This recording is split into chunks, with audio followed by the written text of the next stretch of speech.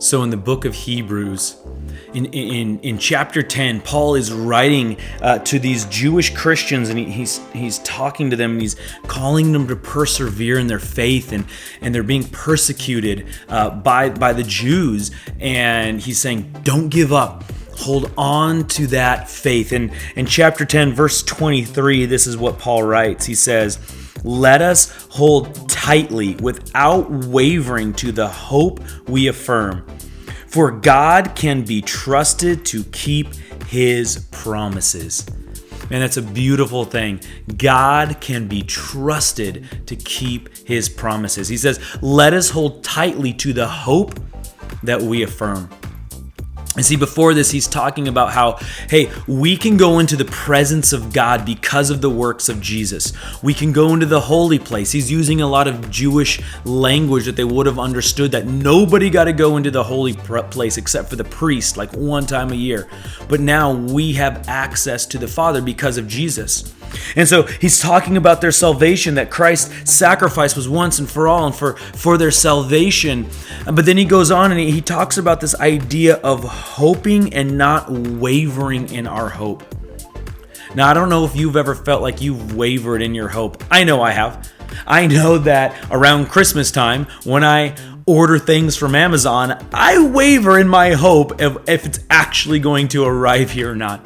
And the reason is because Amazon has been known to not be trusted to deliver on time, especially around the holidays. But Paul's writing and he says, look, we have a hope of what is to come. We have a hope that Jesus is going to return to earth. We have a hope that death will be undone in our lives. And we do not have to waver in that hope. Why? Because God can be trusted. He keeps his promises, and he promised that he will return. It's such a beautiful thing that we can know that even sometimes when our faith is shaken, even sometimes when life comes at us and it's difficult and we're wondering, God, are you even here? Do you even hear me? Even John the Baptist struggled with this. He's in prison, sentenced to death, and he sends his disciples to Jesus to go, wait, are you the guy? Because my situation's pretty terrible right now.